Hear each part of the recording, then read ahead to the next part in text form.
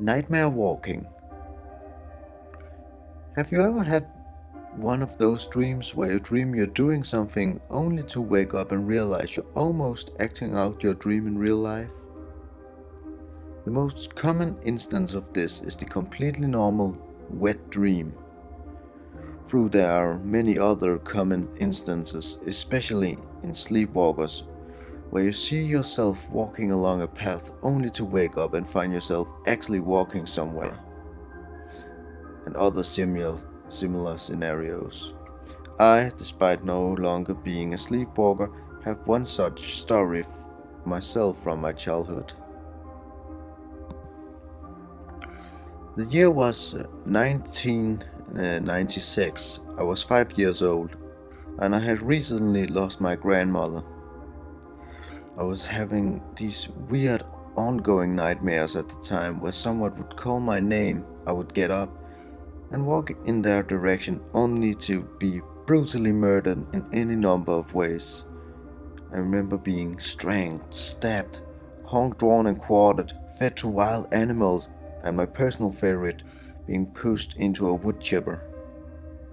Often the voice calling me would be someone I actually knew, whether it be my parents, a friend from school, a teacher, my sister, or Lenny Kravitz asking me, "Are you gonna go my way?" Even at 5, I had an appreciation for good music, but I'm starting to get off track. Anyway, there's this one particular nightmare that will forever haunt me. This time it was my recently deceased great-grandmother calling me. "Wookie," she called. I was really a hairy baby, so that nickname stuck for a while with my grandparents and aunties and uncles. "Wookie, come and give Nan a hug. I have to go now." I remember getting to my feet and lazily dragging myself out of the room in the direction of her voice. Like I said, my nightmares seem to have an ongoing theme, so even though I was walking toward my great-grandmother, I was expecting her to transform into a dragon and bite me in half, or a ninja to leap from behind a wall and put countless of shurikens into my skin, or even a tank just to drive through the wall next to me and crush me under its treats. I usually woke up instantly after dying, so it had stopped being overly threatening. Anyway, I continued to walk down the narrow hallway towards the frail old woman, arms outstretched, when suddenly a loud explosion woke me from my sleep.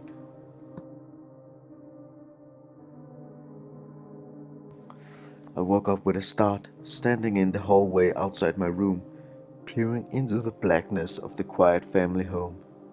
I turned around, stumbled sleepily back into my room, remembering the dream like a far-off memory, and directly in front of me, the window that once sat above my bed sat empty, shattered, with its glass fragments stuck into my mattress, exactly where it would have been if I had not been sleepwalking.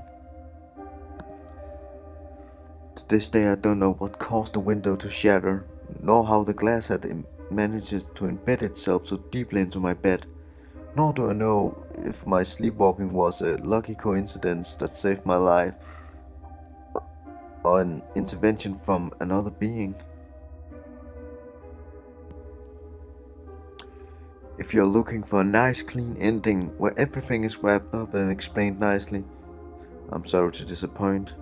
I've been searching for answers too.